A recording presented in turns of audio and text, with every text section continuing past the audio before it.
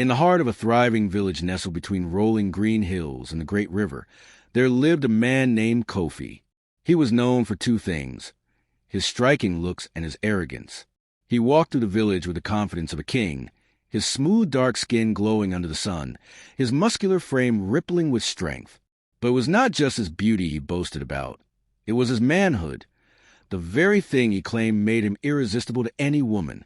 "The gods have blessed me," Kofi would say, puffing out his chest. "No woman can resist me, not even those who have sworn loyalty to their husbands." And true enough, many women, both young and old, married and single, had fallen to his charms, some willingly, others hesitantly, but all eventually succumbed to the spell of his bold words and daring touch. All except one.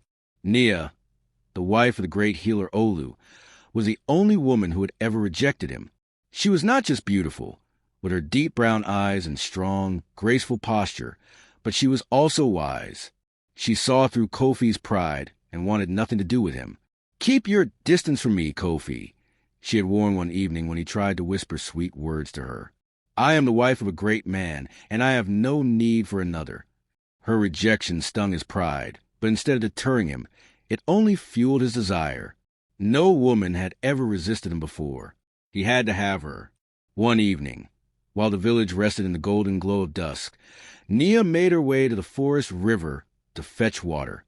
She walked with purpose, her clay pot balanced on her head, her mind on her task. The river was calm, reflecting the sky like a polished mirror. She bent down to fill her pot when she heard a rustling in the bushes. Before she could react, a strong hand clamped over her mouth. She struggled, but Kofi was powerful, his grip unyielding. Her cries were swallowed by the dense trees as he took what he wanted, his twisted sense of victory poisoning the sacred land. When he was done, he left her there, broken and weeping by the riverbank. Nia returned home in silence, her face streaked with tears, her heart shattered. She did not need to say anything when she entered their hut. Olu saw the truth in her eyes. He knelt before her, holding her trembling hands as she sobbed. Then the great healer rose. Olu was no ordinary man. He was deeply connected to the spirits of the land, the ancestors who watched over the village. He had healed the sick, called rain in times of drought, and driven away curses placed upon the people. But this time he did not seek to heal. He stepped outside his hut, his voice booming like thunder. "Kofi," he called, "you have defiled what was sacred. You have taken what was not yours. The spirits have seen your wickedness, and they will not be silent." The village gathered, watching in hushed fear as Olu raised his staff toward the sky. The wind howled through the trees, the air thick with unseen energy. "From this day forth," Olu declared, "your pride shall turn to dust.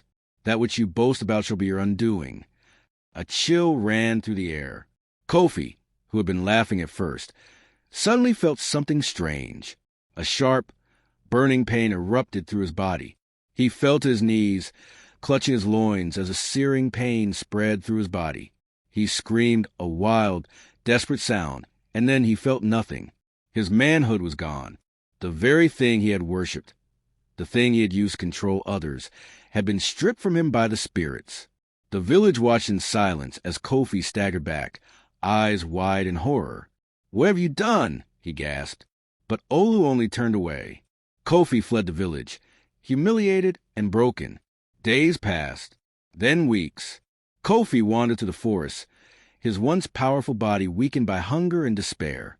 He had lost everything, his pride, his strength, his very identity. No woman looked at him now. No man feared him. He was nothing. The realization struck him like lightning. He had been wrong. All his life, he had believed that strength and desire made a man. But now he saw the truth. Respect, wisdom, and humility were the true marks of greatness. And so, with trembling hands and a humble heart, he turned back toward the village. He would beg for forgiveness. When Kofi returned, he fell to his knees before Olu. The village gathered, watching in shock as the once mighty man knelt like a beggar. "Forgive me," Kofi whispered, his voice raw. "I was blind. I was foolish. I have lost everything because of my arrogance. Please, Olu, ask the spirits to return what they have taken from me."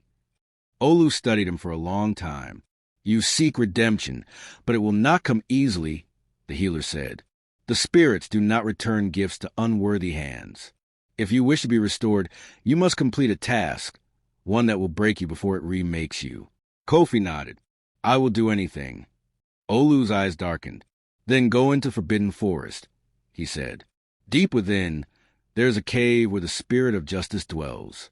Inside, there is a bowl filled with the tears of the innocent, the only thing that can cleanse your soul. Fetch that bowl and return it to me. But beware, the spirits do not allow the unworthy to take from them." Kofi swallowed hard, fear tightening around his throat. No man had ever returned from the Forbidden Forest, but he had no choice. He set out at dawn. The forest was alive. It whispered in voices too old to understand. Shadows slithered between the trees, watching him, testing him. Hours passed before he found the cave.